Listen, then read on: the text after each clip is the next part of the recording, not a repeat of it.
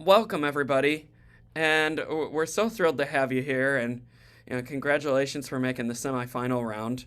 And we're we've had a series of great classes and just wonderful performances over the last couple of weeks, and we're so thrilled to have you all. It's a pleasure of mine to introduce my wonderful colleague and clarinetist teacher, David Shea from Lubbock, Texas. He plays with the Lubbock Symphony, teaches at Texas Tech University, and he's played and recorded all over the world in the U.S. and including played with me in Yeah. Colorado. We played some Beethoven trio a long time ago. That was fun, and it's I've always enjoyed working with him, playing with him, and watching him in action. And so we're very blessed to have him here today. So welcome, David. Thank you. Thank you. And thank you for having me. And I'm really excited to get up early on a Sunday morning, as I'm sure you all are too. Nobody's in California, are they? Anybody? Or West Coast? Because that's really early. Oh yeah, I Yeah. think that. But no, this is great. So, of course, I know Hassan and Shahroo very well, but Mako and Suzanne, it's great to meet you. And I'm thrilled to be able to work with you today. And I really enjoyed your performances. And yeah, we're going to go through today, and I'm going to try to share some ideas that hopefully might find helpful. It'll be a little bit odd because Shahroo and Isan are my students, so I Oh, think I see one of them probably tomorrow for a lesson. So it's kind of funny. We're doing a master class, but it'll be a great. small, So small world.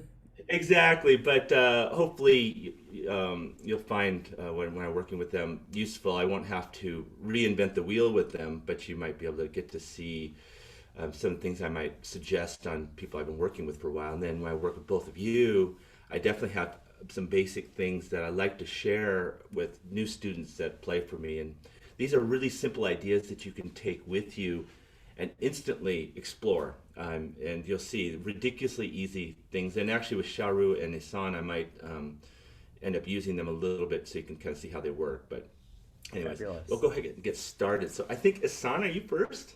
I think. Yasan is first. We're just going to ask that if you're not playing, that you just please keep your camera and microphone off.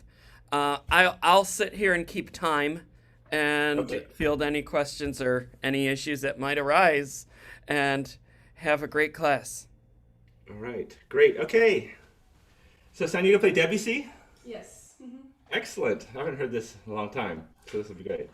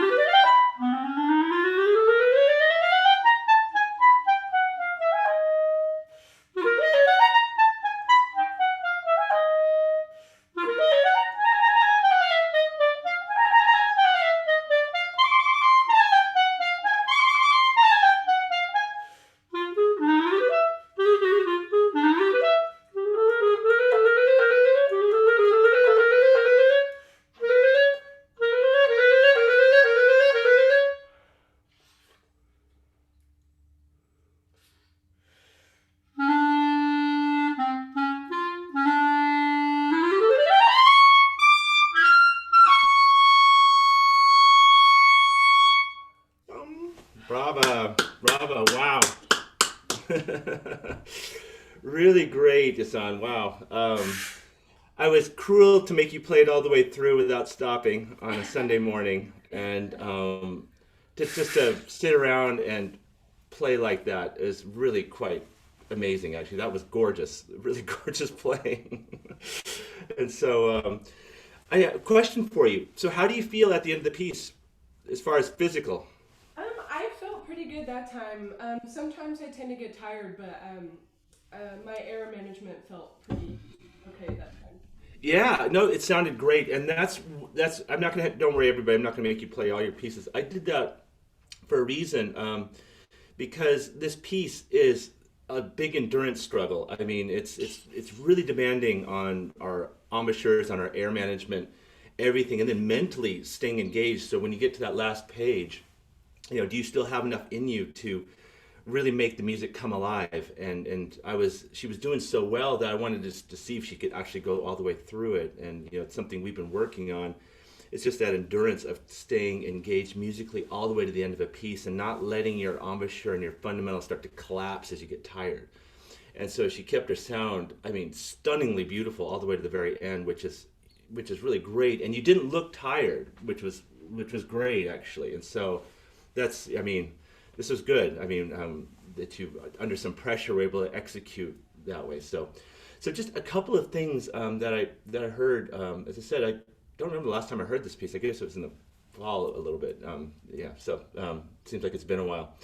But I thought, in general, this was absolutely beautiful and elegantly played. I mean, just really quite exquisite. And there's just a few things now I think you can do to go to that next level. So first of all, on the very first page, if you have piano with you, this probably wouldn't happen. Some of the tempo and the pulse shifted a little bit. the first place I noticed it was a few before one, before we start that tune. After you come out of the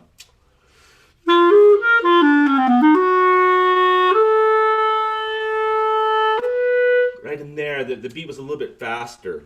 You may have been running out of air a little bit, but just be careful with that because we really want the music at that point to really settle. It's this beautiful sustained line after you had those intricate gestures right before it. We really want that to not be hurried and keep the exact same pulse. Okay, could you just try that?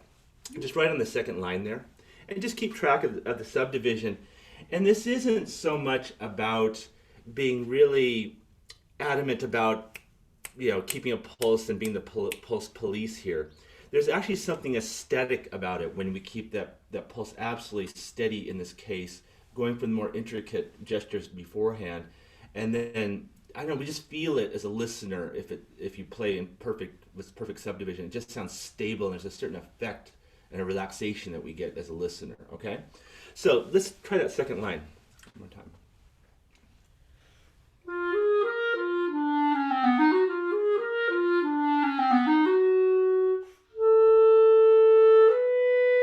Yeah, see that D flat is early. Yeah, yeah, it's almost, I want to say 16th note early. Okay, so yeah, be very careful if you're going to breathe there after the A flat, which is okay. Um, Actually, what we might be try to do this. Try breathing after the D flat if you really need a breath there. Can you Okay. make it? Do you think you make it two more notes? Yeah. Yeah. But when you come back in on the A flat, be very, very, very skillful about it, so it sounds like it's the way it was written. Okay, try that again.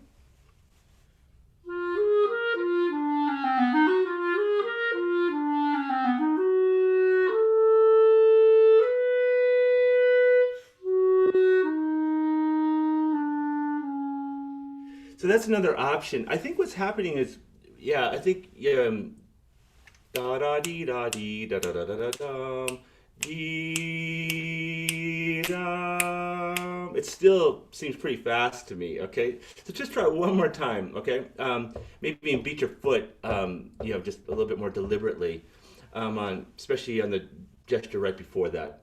You start the longer notes, and just be careful that C flat and D flat are held at full length. Okay.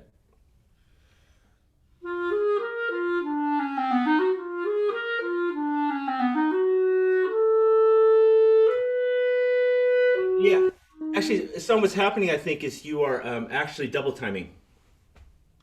So da da dee da da da da da da. That's the eighth note beat. Oh, yeah. Uh, Yes, I am. Okay, so that's all it was. Okay, we have such limited time. I don't want to get bogged down in that. So just you can just fix that. That'll be fine. Yeah, what Um, about 4 minutes? Absolutely. Yeah, exactly. Good. Okay, I only have actually one other comment that I think you're ready for on this piece, and that is I love everything that you're doing. The sound, the fundamentals are all really, really sound. I think what we need to do now is really exaggerate the dynamics more and explore the gestures a little bit more about just bringing them to life a little bit more. It's a little bit very elegantly played, but I think we can do more on the micro level as far as within each phrase.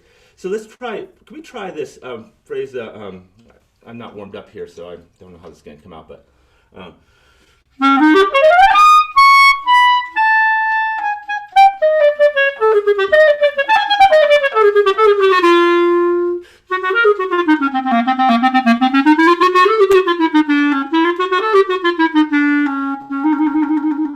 that can be way more, I think, energetic and kind of explosive like that. So start soft and delicate. Let's see if you can push the tempo a little bit.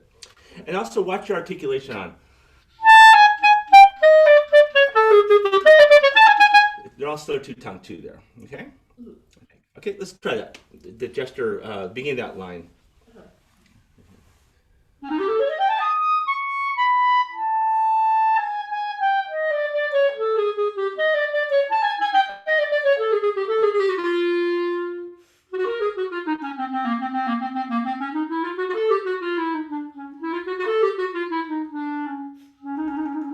Absolutely. Yes, exactly. So what happens, it's not even so much about the speed that you're doing, It's more that you are taking charge of the music there and you're making something happen. You can really feel it coming from within you. So I think when we exaggerate dynamics in general like that, I know everybody says we need to exaggerate the dynamics. It's actually much more than volume, actually, because in order to play like that, you have to use your air in a certain way. And with my students, I always emphasize that instead of thinking soft to loud, or you want to think more gentle air to intense air, back to gentle air. If you think about dynamics in terms of the energy of the air that you're putting through it, all of a sudden we get the dynamics, but we get something more. And so what you just did there, you were forced to put more energy in the air, and all of a sudden the music just started to come alive a lot more. And I think that's so important. Now I heard that in a few spots throughout the piece that I wanted a little bit more energy with the air to express the ideas a little bit more and just to make things more clear. And I think as a performer, the easiest thing we can do to do that is just to look at the dynamics, and especially the softs, louds, and points where there's contrast, and really explore pushing those to the extreme initially, just to get the energy transfer of the air. And then we could tailor them to the sound and the reed and the actual dynamics we want. But to really make this concerted effort to see how far you can go with each of the dynamics and each of the gestures before it starts to get distorted or something is wrong, just so you get used to the energy that's needed to really execute. You may end up doing something a little bit more sustained, but you'll still have that energy inside, know exactly what you want to do and where you want to go with the music that you're playing. Okay? All right, good. That was really the only thing that I had, and it was just a few spots throughout the piece, and so, but I thought it was very well played, and you did fantastic. Great job. Okay. Okay. All right. I think is Suzanne next? I believe. I can't remember. Bravo. Yeah. Oh, yes. Let's see. It's Suzanne. Excellent. All right. You're going to dazzle us with some Brahms. Wonderful. Wonderful. One of my favorite pieces. And okay, so Suzanne, why don't you just play from the beginning a little bit? I won't probably make you play through the whole movement, or else I won't have any time to say anything. So Okay. yeah, we'll just have you play for a while, and let me formulate some ideas, and I'll try to give some suggestions that hopefully will be Okay. useful. Okay.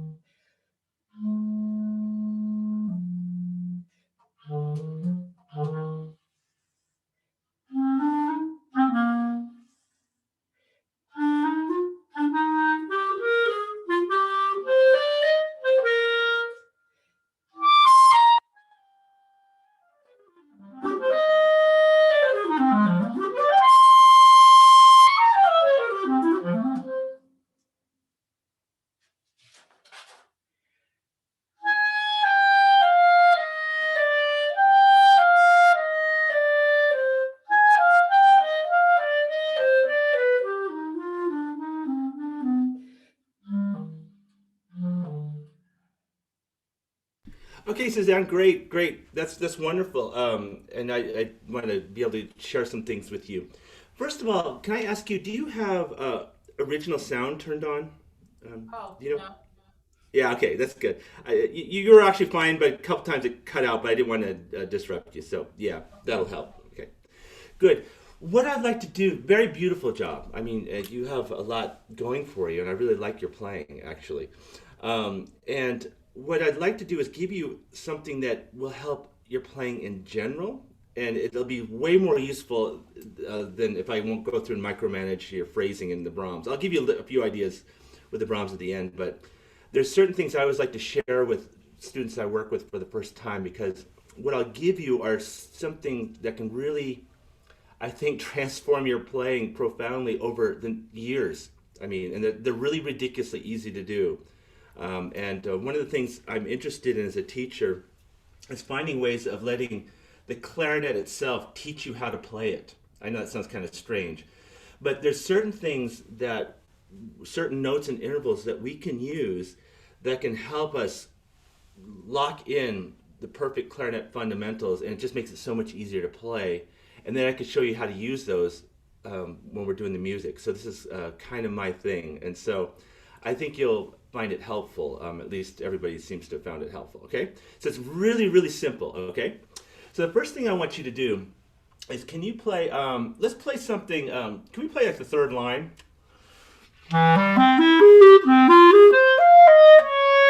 Yeah, that right there. Yeah, it just, and yeah, just play to the B flat half note on the next line. Or you might be using a different edition, but I think you know where I am.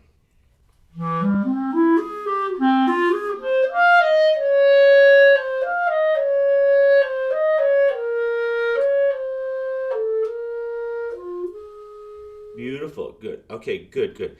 Now what I want you to do is, whenever I'm working myself, this is what I do actually, and I make my students do it as well, is I always go in order. If I want to make something better, even if it sounds pretty good, but I really want to go in there and make it the best it can possibly be, I always have the following order. First of all, I focus on the air. Of course, every Masterclass teacher, every teacher will say that, air support. But instead of talking to you about how to do air support and talking about the body and all that, we're going to do something very simple. All I want you to do is I want you to play a low E, okay, with legato quarter notes and go like this.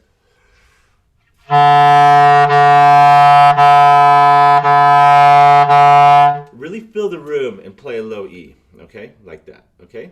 Just really big.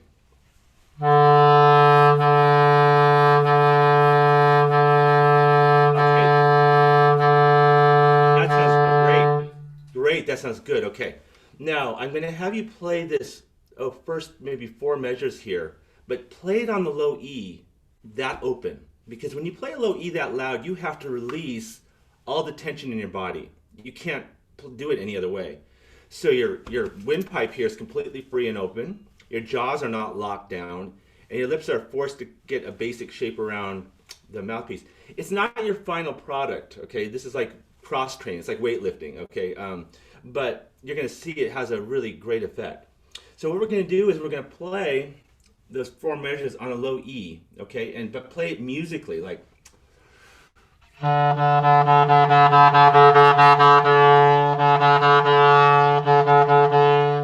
So it's like I want to hear the Brahms sonata, those 4 measures on a low E, and through your low E, I want to hear the music, okay? It means you're doing everything else except note pitches. But your air, your embouchure, your timing and everything is exactly the same, okay? Try to play as musically and artistically as you can on a low E, okay?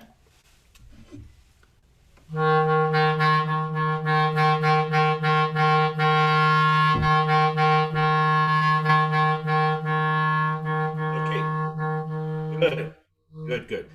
Okay, now I want you to play the phrase as written. You can miss every note, every rhythm, but stay that open, okay, that you just did. Try it. See if it feels any different.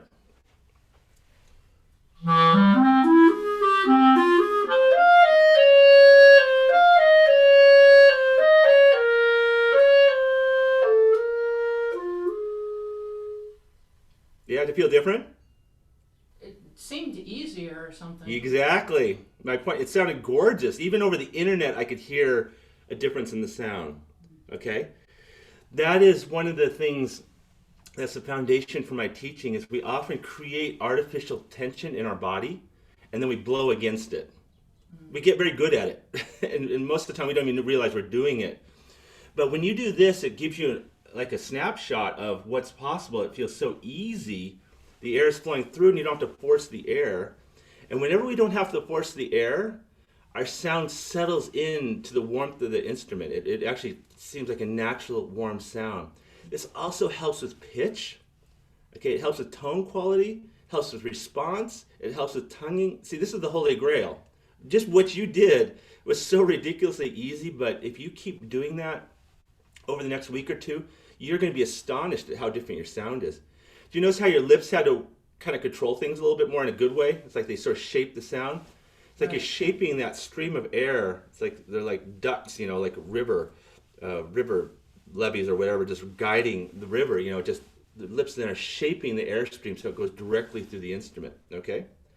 So that's the first one. I'll give you a second one too. This one's cool. This one helps you have the perfect embouchure. Okay. So we're going to use the same principle, but we're going to play on a long D. Okay. So first I'll just do the chord notes.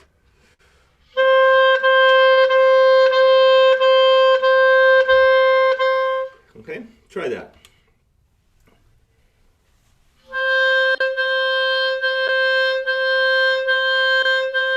Okay, good.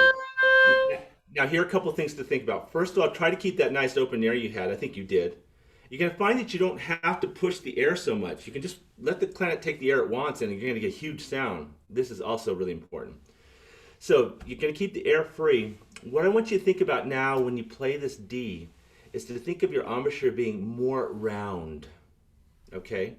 When you find the perfect embouchure grip, you'll know it because the instrument is going to resonate like a marimba tube, like boom, boom. Okay? So in order to get it more round, you're probably going to have to think a little bit more ooh with your embouchure. Just say ooh for me. Ooh. See, everything goes forward into a point like that? Ooh. That's what you want. Your bottom lip is just, of course, going to stay in the same place underneath the reed, but the rest of the mouth is going to feel like it goes ooh into the mouthpiece, like it goes in 45 degrees like this a little bit more. When you squeeze on the sides like that, saying ooh more, it'll allow your teeth to relax and not be so involved. In fact, you might even pull your teeth slightly away and see if you like the sound better. If you pull it too far away, it won't sound as good. It'll sound a little bit funny, so you have to bring it back. But you'll find the sweet spot. And yeah, just feel like you release your jaw a little bit, bring the sides in, just try to experiment while you're articulating the D, and I think you'll find it. There'll be a spot where it feels really good, like really clear, warm and dark, but has this perfect response, just like a marimba tube, okay? So try that on the D again. Just play around with your embouchure shape. Pull your teeth apart, bring them back in a little bit, bring the sides in, just play with it a little bit, okay? Let's try that again, just on the D.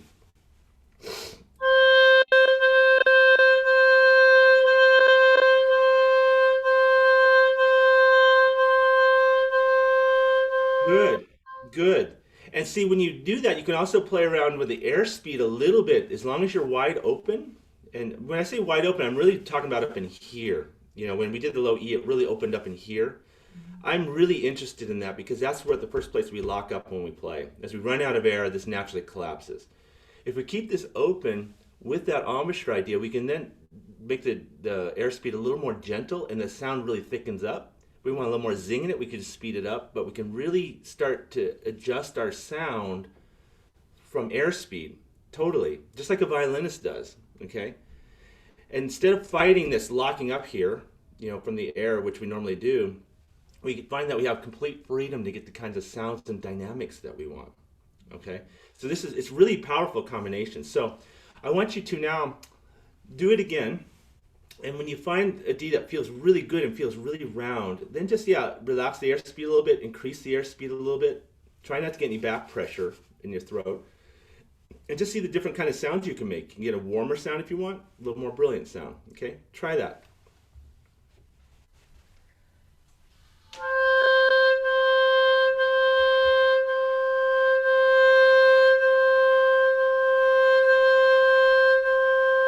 Yeah.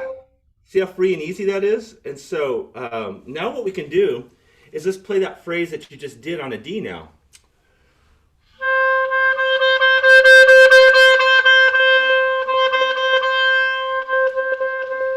Okay? And when you keep the D, once you start playing, if you find the sweet spot, don't let your bottom teeth move or your lip. Just keep it absolutely still. Okay? Does So try that, and it just nice and open with the air, really round ooh, embouchure, and just play around with it a little bit, but keep the jaw still. Okay, once you start.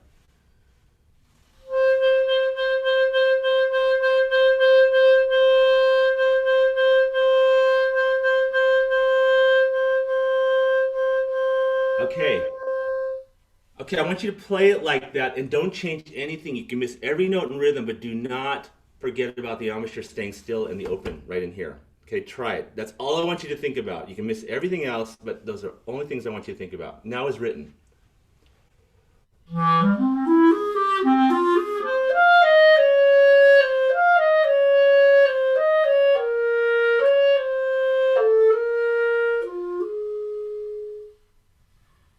Good, good, good, good. So that sounded very good. It sounded like, did you find the sound was a little shaky? Maybe a little bit? You might have been pulling your teeth too far away. So you just experiment with it. But I think you hopefully did feel different as far as the roundness. Yeah. Yeah. So here's something that can help you maybe. This is like a bonus material on that D, legato D trick, okay? Try going to the D and then go down one step to the C. And when you go to the C, you're going to feel like it pulls the lips in just a little bit to the embouchure. It's really cool, actually.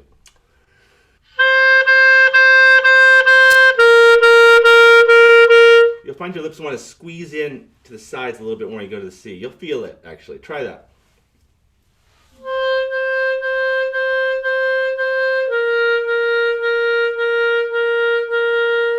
Yeah, good. Now try to play that passage with that C embouchure, okay, as written, and don't let it move. Okay.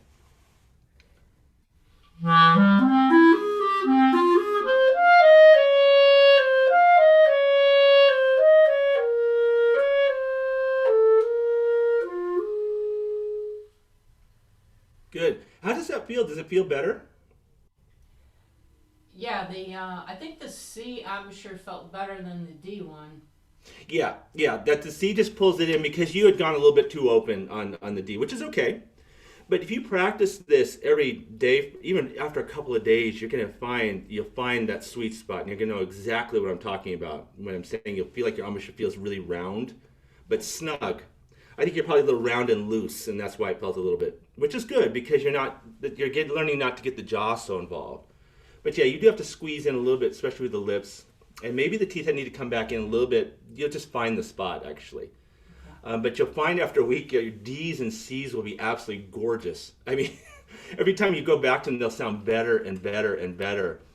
And then if you go back and forth like this, you're going to really realize how much our embouchure is moving around doing all sorts of crazy things when we're playing. Even though we sound good, it's like there's all this subtle stuff going around, which is actually causing problems, okay? So those two things, I can't tell you how big they are. They're so simple to remember, so simple to use, but I bet you if you do them as a regular part of your practice over the next few weeks, you'll be really surprised at what starts to happen, actually. I mean, profoundly. 4 minutes. Okay, great. So yeah, you could let me know if you want to. Check in with me in a few weeks or something if you have any questions about that. Okay? Now, for Brahms, let me talk just a few minutes about a couple of things with this opening movement musically, okay? First of all, whenever you play a Brahms symphony, there's two things going on generally. One is this sort of more intense, energetic, appassionato kind of material. And the second theme, which is usually more lyric. And I had a teacher, one of my teachers at Indiana, said whenever you see dolce in Brahms, it means to play a little bit slower. So he encouraged us to play the second theme, not noticeably slower in a metronome, but just it relaxes in tempo, whereas the first part has a little bit more drive to it. Okay, so looking for that contrast of that floaty second material theme, and that very intense opening theme, which is so great. I love this opening theme. You want to play those two off one another. Okay, so what I want to do is let's just start at the very beginning again. Okay. And now just to take our tools, let's go on the low E and just go.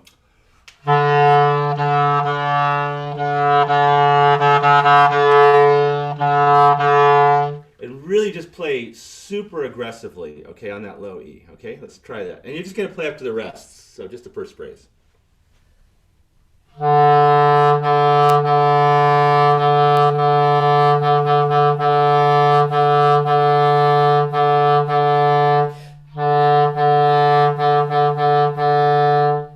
good. Now go ahead and play that and stay that nice and open like that and give me a lot of intensity here, okay? As written.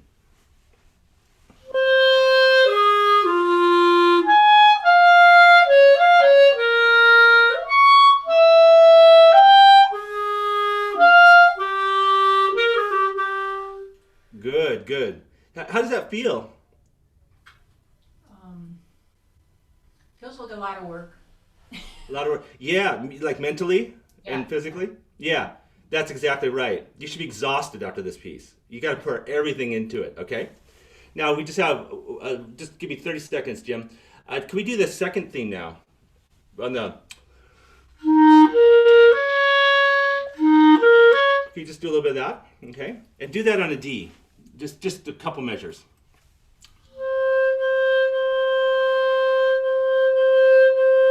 Okay, great, great. Now just really relax and feel like, Sunday morning, relax on a sofa somewhere here and play really gorgeous, okay? Okay, actually, Suzanne, just as written, just as the piece is written.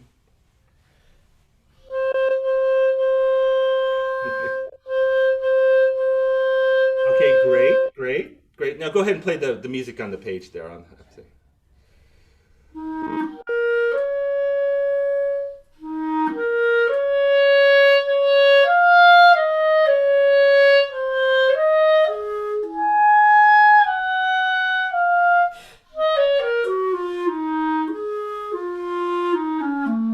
That's great. That's gorgeous. Beautiful. Okay. See how those contrast, you're exhausted after the first one, and this one just feels relaxed. That's the kind of energy transfer you want. Okay. And you use the D's and the low E's to get you the sound that you want, so you can experiment with that. Okay. Great job. You sound fantastic. Bravo. Thank you. Thank you very much. Yeah, no, that was great. Wonderful job. Bravo. Bravo. Wonderful. All right. Next, where's my list? Sharu? Sharu, is that how you say your name? Wonderful. Welcome. All right. And Okay. you'll be dazzling us with some Weber. Cool. Yes. I have to learn that for next week for someone. Sharu, just go. Yeah, just go from the beginning. Yeah. I'll probably have you play through the end of the cadenza stuff. Okay. Okay. Can I try a little bit my on my audio setting? Oh, absolutely. Yes. Yes, please. Actually, that's great.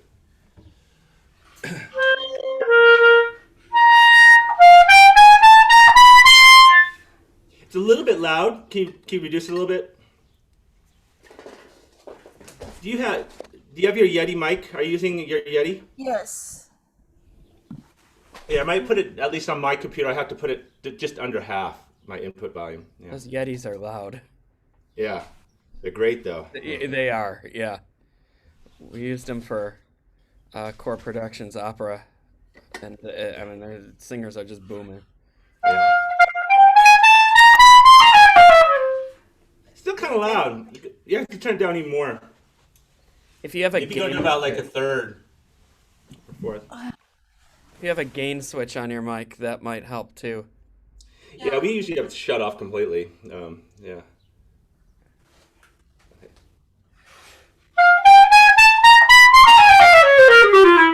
Still really loud. Go down to about a quarter. You're just playing with a lot of power today, I guess. Sounds glorious. Oh. Like right now only 10% gain sound. Yeah. I think that's probably it. Try it.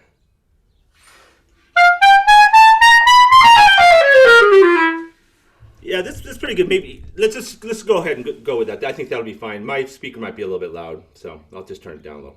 Okay.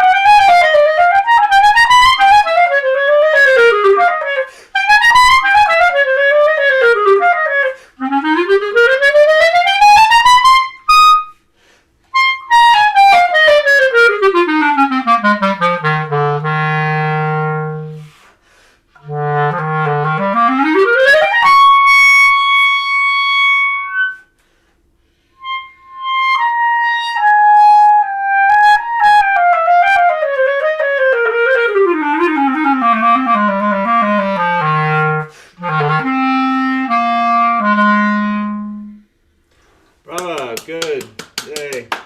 Yeah, really good job, Charu. Um, okay, so a couple of things that I want to try with you.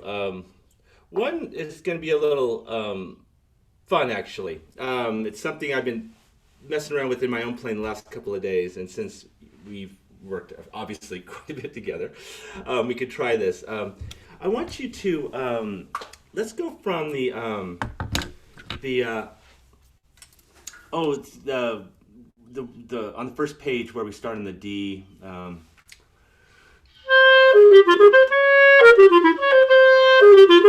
Let's go right there, okay? And what I want you to try is, before we do that, let's use the D's, okay, and C's. I want you to think about something. I want you to think about, actually, I'll do it this way. I want you to think about releasing your jaw hinge here a little bit. I mean, just be aware of how you're holding your jaw when you're playing, okay? We want it to stay really relaxed. So what you can do is, if you put your instrument in your mouth, like you're about to play, go ooh with the embouchure, get that perfect position, and then just take a second, don't play, don't blow, and just let your face relax a little bit. Let your jaw relax. The jaw usually holds a lot of tension when we play. And so, if you feel like just the hinge here just releases and relaxes comfortably. And then just hold the lips there for a second. And then when you play, I want you to think about monitoring the jaw to see if it wants to bite back in when you're playing. See if you can keep it from doing that, okay? So to do this, you're gonna have to be nice and open here, of course, with a high tongue with it. So you, yeah, so go ahead and put your instrument in your mouth and try that. Just put everything perfect, ooh, high tongue, ooh, but just release your jaw a little bit. Now take a relaxed breath and let's play that passage and just see if you can keep the jaw that comfortable and relaxed the whole time. Let's see what happens, okay?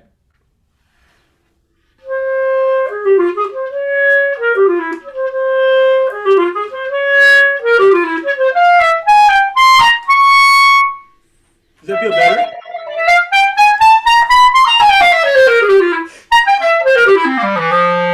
Wow, that sounds really good. Yeah, does that feel different? Yes, like I relax the jaw and not biting, which makes Yeah. the air come out better. I feel it. Yeah, right. Yeah, that's what I've been finding. And I've been finding that more of my reads have been working the last couple of days. I've been obsessing over this idea the last couple of days.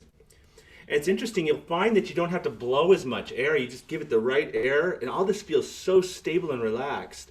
It feels like you can do anything. And so I was realizing how much in my own playing, my jaw was sort of getting involved, even just slightly. I wasn't biting, but yeah, we hold so much tension there. I think we can all experiment with that when we go back to our next practice session, and just think nice and open here with a high tongue, and just relax the jaw, and then let the lips do everything, and just give the clarinet the air it needs. It'll feel really good, actually. Okay, so let's go from the very beginning with that idea. So just before you start, just do the same thing. Maybe finger the B flat, and just high tongue U, and get the sides really in, comfortable. Really high tongue, and then just start it with relaxed air, nice and open here, high tongue.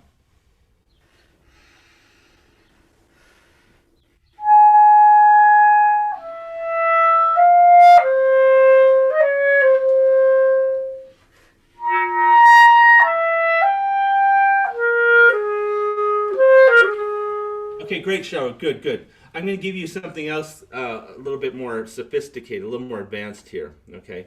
And again, for Suzanne and Mako, I'm able to do this because I would never normally do this to somebody for the first time.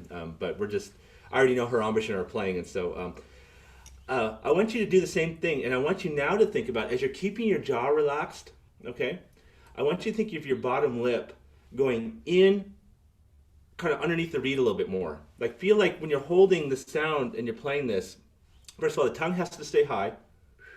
And just feel like as you're going ooh, that your bottom lip, like, right between, halfway between the middle and the corners, just kind of goes in towards the reed a little bit more.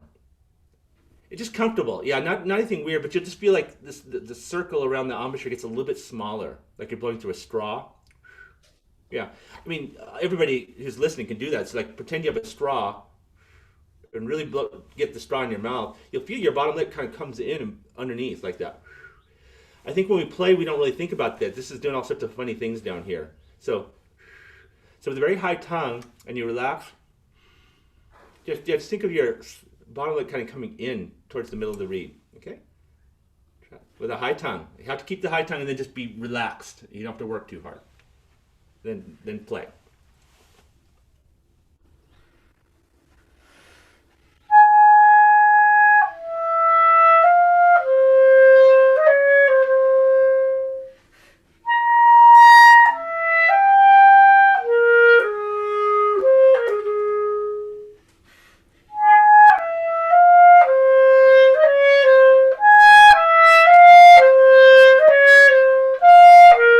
Mava, that sounds great. Does that feel a little different? Yeah, more concentrate on my lip, the lower lip, and remind myself to size in more than before. Yeah, yeah. See what happens though, what's really cool about that is if you get the tongue really high with it, it feels so easy. Like the instrument, I could hear from your first note the difference. It's like that sound just came out perfectly and focused immediately, you know. And we realized, wow, I'm not blowing much, and I'm getting this most beautiful sound because, well, again, as I was saying with Suzanne, that if you don't push the air too much, if you can find that air speed, then what happens is your upper part of your lungs here relaxes.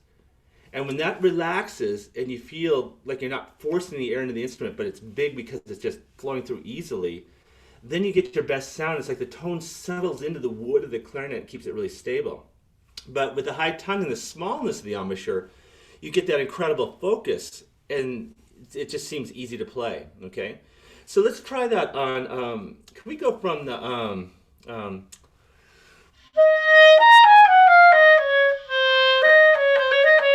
that phrase? Sorry, I missed that note. But on that F there, and do the same thing. So just hold the F in your mouth for a second. High tongue, get that bottom lip underneath the reed. Relax in here, and just get that feel, and just then you just still monitor the jaw and the lip, and then play.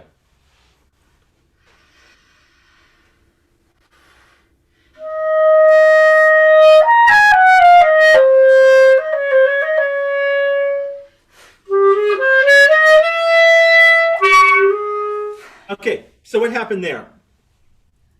I guess I move my jaw or lip. I don't know. Yeah, there's a little bit of something that happened there. It could be a couple of things. It probably was that, but sometimes if you go to the throat tones, if you have water in the A or the G sharp key, I know from my instrument that Tosca's that will squeak every time. That maybe not it. You probably just moved, or the reed might be just a little bit funny as far as it just might be a little dry or something, you know. But no, it was good. So let's try that again and just let's see if that was just a fluke. But that happened a couple of times on your run through as well, and that's why I started to focus on this to help you not bite as much and to work with the tongue position to see if that helped. And so let's try that again. Just find that comfortable position. E, U, bottom lip in there, high tongue, easy.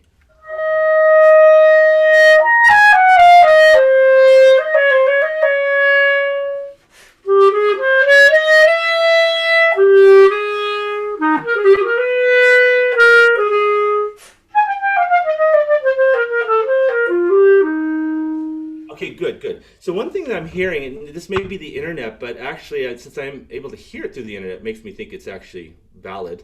Oh, that could have been a commentary on societies and Facebook. Anyway, is when you go to these throat tones, it sounds like the middle part of your tongue is going and losing the e. It's like it's relaxing a little bit. The middle part of the tongue's dropping slightly. Can you try that one more time? And just think E, and just keep that up in your nose, that really small, small laser-like airstream. Actually, before you do that, without the clarinet, just pretend you're blowing through the straw. Like, We got about 4 minutes. Okay, great. Like that. So it's a really small, like you're blowing through a straw so the bottom lip gets involved. High tongue. Now put the clarinet in. And then when you go to the throat tones, crossing that break, keep that same focus all the way.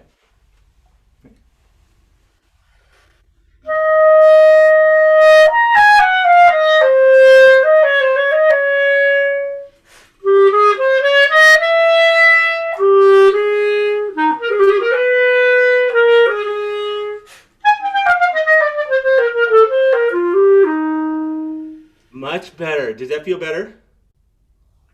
Yeah. So much of what we do when we're playing is about once we get that balance of everything working perfectly together, is to look for areas just from habit that we change. And again, you're all such great players that you could go for years without even realizing it. I've been playing for decades, and I'm still finding little things I'm doing in my playing that are like I need to fix. We all do it, but when you do fix it, it feels so fantastic, and it feels like, oh, that feels so right, and so that was good. Okay. Good. My only other comment that I had, this is just a couple of musical things in general, is, again, it might be you just playing and you've been sitting cold and playing out and I'd like to read very much. It might be a little hard. I don't know if it is or not, but or dry. But I wanted to hear a little bit more softs in your playing. Like coming back, you were good at driving and playing very dramatic, but to have that really aggressive feeling of getting soft, I really wanted to hear a lot more of. And so, how about can you do this last? Let's do the. Let's do that and keep going. Do the really loud stuff, then and do those last two gestures, but artistically.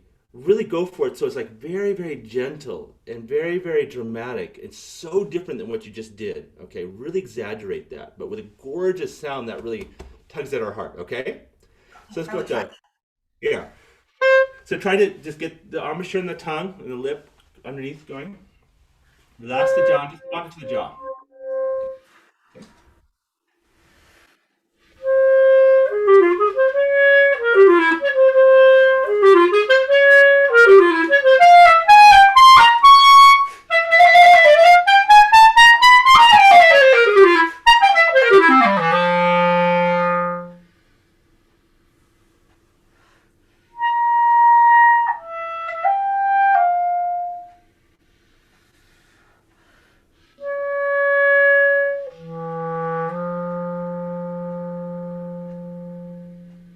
Absolutely, absolutely, yeah. See, that is one reason why teachers always want us to be aggressive with dynamics, and I'll sort of refer back to what I was saying with Suzanne, that we need to know the energy about the contrast. It's more about the volume. It's not about the volume so much, it's about the intensity of the energy change, and the air intensity is our main tool in which to do that. So very nice, great job, Sharu. Bravo. Bravo. Good. Okay. Great. Okay, All right. we have one left. There she is. Mako, is that how you say your name? Michael. What? Michael. It's the Michael. Welcome. Yes, it's great to meet you. Michael, where are you from? From Japan. Are you playing in Japan now? Oh no. I mean, Okay. I'm in Houston. Oh, Houston. Okay, you're in Texas. Okay, great. Okay, great. It's a lot warmer there now than it was a couple weeks ago. Yeah. Are you going to school down there? Are you just? No, I'm a professional orchestra player here. Oh, fantastic! Wonderful. Great, wonderful. Okay, great. Oh, well, I let's hear what you're gonna play. Why don't we do the Osborne? Can we do the Osborne? Great. Yeah.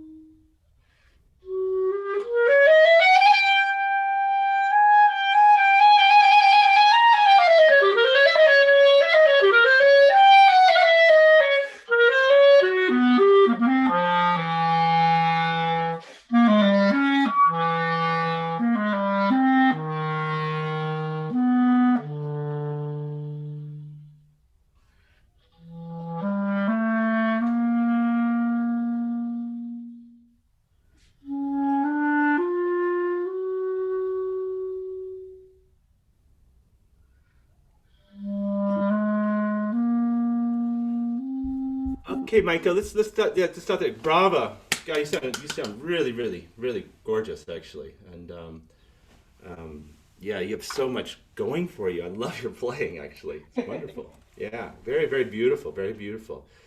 So yeah, you do play you're a very mature player, and it did sound like a professional. If you were a student, I was gonna be pretty shocked. um, so I would share a few ideas with you, and from one pro to another. You know, it's I've spent my professional career exploring what I can do on the instrument and trying to find ways to make it play easier, and just especially when performing and on stage to try to get it so that it feels more comfortable. That I know I'm actually playing at sort of peak efficiency. And as you know, so much of what we do when we get out of school is about playing with absolute perfect, pristine fundamentals. I mean, you have to have perfect rhythm, sound, everything has got to be right there, and you really sound gorgeous, actually.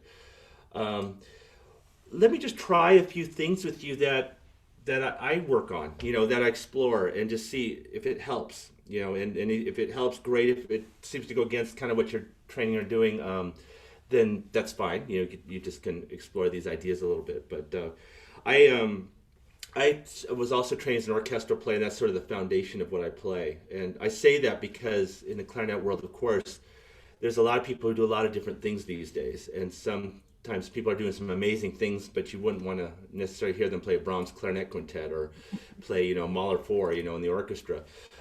You know, but it's important. I think the orchestral fundamentals are so important, and you all have that. You all sound like you're coming from that perspective. I just think we need to know how to play the instrument really well, and then we can do anything we want once we attain that. Okay, so let's try. How about going back to? I want to keep it easy because I don't want you to be distracted by notes. I know these notes aren't terribly hard for you, but just can we do this phrase at the bottom of the first page? Right in there, okay. And I want to quickly take you through what I took with Suzanne, because sometimes when I'm working with new players, and especially the more advanced they are, sometimes they find these tools even more satisfying because you've been playing so long, and maybe you're doing these things already, maybe not. So let's just experiment with that a little bit, okay? So I want you to play a couple of legato E's, and then just play a couple measures of that phrase.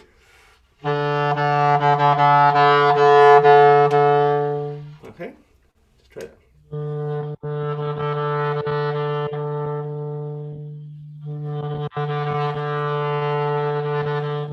Yeah, good, good. So what that does is it really helps us to open up the collarbone area in the windpipe.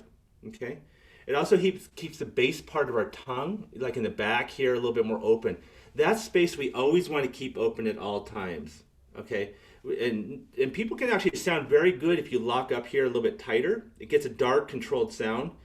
And I know a lot of professional players who play like that, and they sound great, but it limits what you can do dynamically. And you don't have as much flexibility to be artistic. Plus, if you can open this up in here, it allows your sound to project more without pushing more air. And as you know, in an orchestra, that's everything. We want to be able to project and not force our sound, because then it sounds beautiful and it sounds great. And that's what we need to do in an orchestra. So that's why I do that, is to make sure that there's nothing in our body getting in the way from our air from the stomach area all the way up to the lips. That needs to be like an open tube. And then we control everything in our mouth, okay? So let's do that one more time on the E, okay? The other thing it helps us do is make sure we know exactly what we want to do with our air, because we can hear how we're phrasing with our air, as far as gentle to intense, back to gentle. So as you're doing this, and you're driving the phrase and shaping it the way you want, think gentle air start, going to more intense air, and then always get back to gentle air. We're not as good at coming back to gentle air sometimes. So just think of that transfer, gentle to intense, back to gentle air, doing that on the low E. Okay, try that again.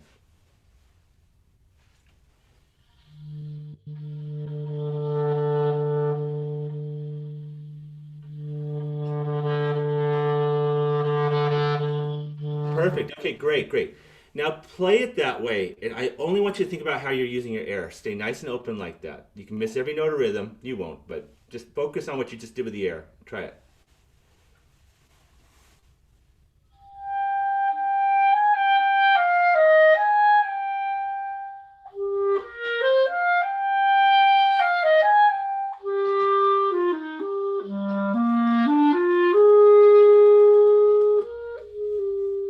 Okay, good. Did that feel different? Yes, yes. It sounds incredible, okay? Because it still sounds like you, but you were able to shape those notes exquisitely, actually. I mean, that was stunning. Yeah. Well, That was, I'm more conscious about the air, how I'm going to use the air. But I'm yeah. having trouble with keeping the armature and then use that air. I have to practice a little bit to get used to the idea. Yes, But yes. That yeah, sounded there beautiful. it is. Yeah, that's great. Yeah, yeah, it is. Yeah, what you're going to find is when you open up that much air, you don't have to blow as much. You Right. can just be very relaxed. Yeah. And then yes, then you have to shape it with the embouchure. But what happens oftentimes, if we are locked up here and creating tension when we play, again, if you were doing that before, and we all do it a little bit, I mean, but it can still sound beautiful, but we create this tension in our body, and our lips can get tired, and it causes problems in the stability. You always want to feel like you're blowing the air up into the lips as you're playing. That's so important. And if you keep this open here, okay, then it forces your lips to squeeze in just the right way and holds everything. And the pressure's right up here, but it feels good. It doesn't make your lips tired. It actually makes them feel better. I know it's strange to think that way, but that's how it works. So let's try this D and C thing that I did with Suzanne. Try on a D, going.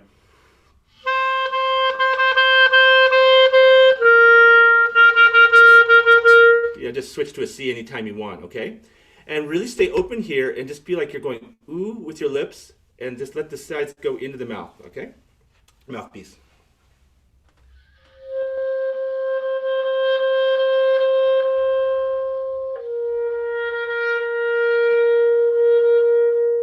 Okay, so good. With nice open air now, don't use that C embouchure you just ended with, and don't let it move. Don't let the bottom lip move at all, and really just feel like the air and sound is being generated at the lips now, okay? As written.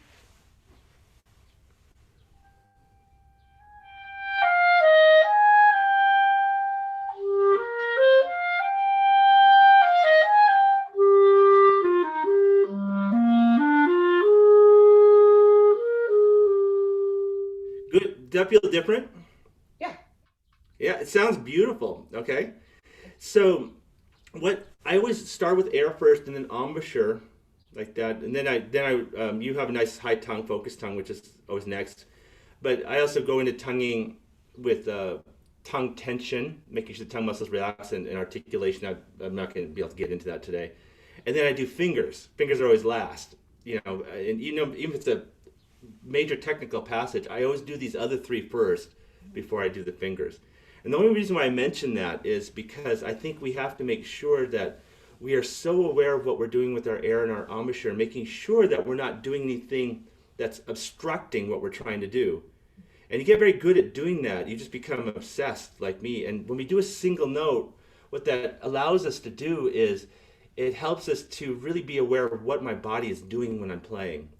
And then when you put the notes on, if it feels different, and it always does, even for me, okay, I always think, wow, I still have more to go. I'm not done yet.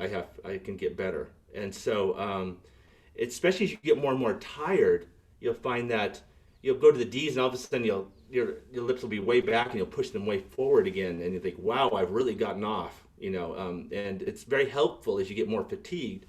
If you practice or in rehearsal for 30, 40 minutes, an hour, hour and a half, you just try some D's, and if you have to adjust quite a bit to find that sweet spot, you think, wow, okay, I see how my lips are retracting a little bit, and I wasn't even aware of it. Okay, great. I want you to try one more thing. This is something kind of new that we were doing in our studio a few weeks ago, and it really affected people's playing a lot. You may be doing this already, okay? I want you to play the same way you just felt, okay? Nice and open here, okay, and high tongue. What I want you to do is I want you to start this phrase, and as you breathe in, I want you to then turn the air around without holding it here first. Everybody will go, then they release from here, they control from here. I want you to see if you can breathe in like you're yawning, like you're tired, and then turn the air around without locking it here. You're going to find that all of a sudden the lips here are completely in control of the sound, but you're going to like it. You don't have to force the air, okay? So try that same phrase again, just and ooh and forward with a nice open windpipe, okay?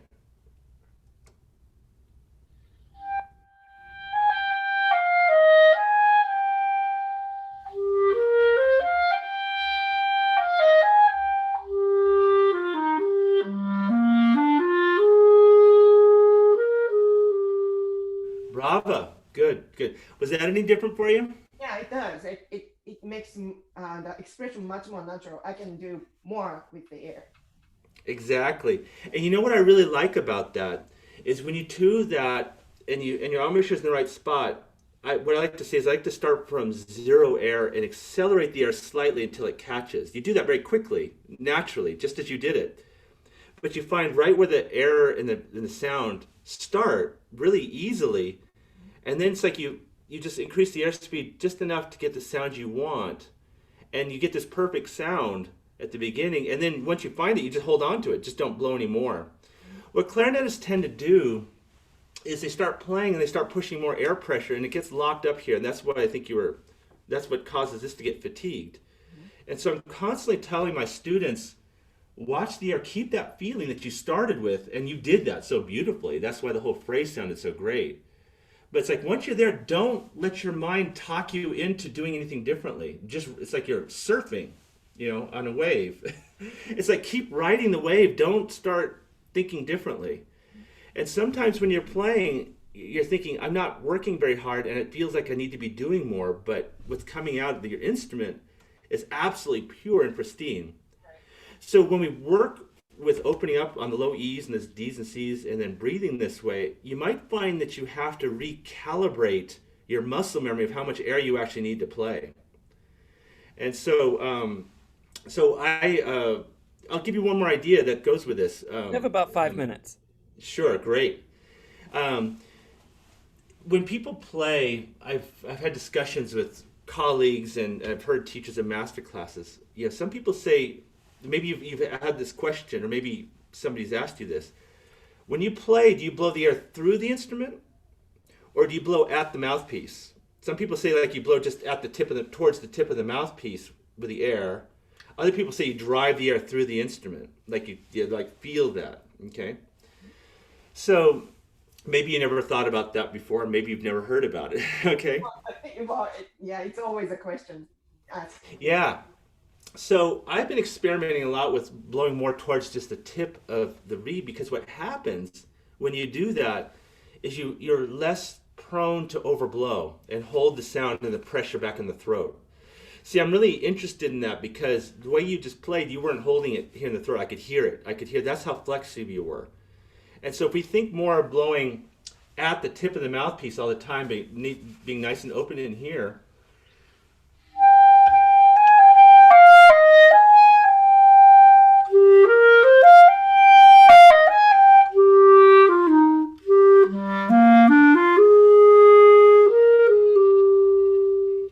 and then if we stop, we can just easily talk as if nothing was strained. We didn't have to release any air or anything. We're going to sound absolutely spectacular. It's going to be the perfect playing, I think. And there's times when you need to drive the air through. I mean, you're being really aggressive. I heard your Weber, which was just spectacular. And yeah, there's times when you need to let it go a little bit, of course. But what I like to try to do in those instances is like, can I play louder without getting the back pressure? Okay. So let's try this. This is a little exercise I do as well. If I'm playing, starting it like you did, very gentle air, and I just go F, G, A, F, G, A, just back and forth like.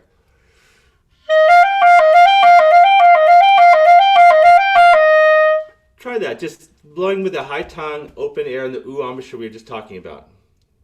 And then breathe. Excellent, good. So now what I want you to do is I want you to do that same thing, but start to make it louder, okay? But try not to get any back pressure. So what you're going to do is just think it being louder, like you're working with the resistance, but not pressing into the resistance. Just think of it expanding louder. And what I do is I'll push it a little bit louder, and every once in a while I'll relax my air slightly, relax the pressure back. I'm constantly doing that when I'm playing, just to see whether I can relax it and get the sound free again. Okay, so try that. Just get louder and louder till you're like fortissimo, 3Fs. But just keep coming back every once in a while to see if you can get it so that you're not having any pressure here. Okay, try that. So start soft.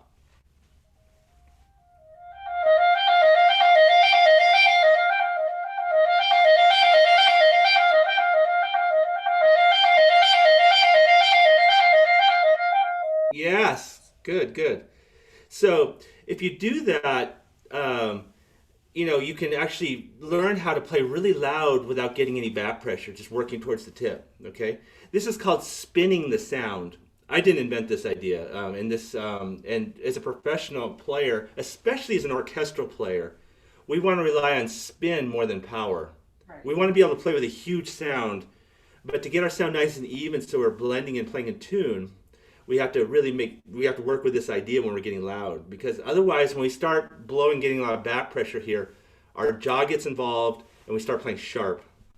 And if you have troubles playing sharp, working with this idea of a little bit less air but relaxed in here, you're going to find the pitch starts to come way down, especially on those treble notes, and that'll help everything. Okay, all right, we got to stop here, Micah, but fantastic job. Thank you. Bravo. Thank you. This has just been wonderful.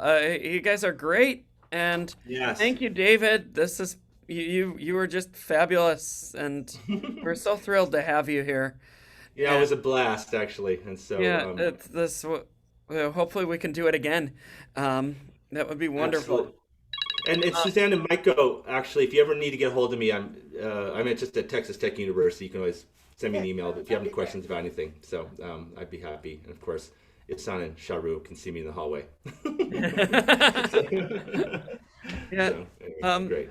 So I just pasted a link in the chat there for the informal recital today. You don't have to play on it. I just figured, it'd be fun to just have something that we just play for everybody.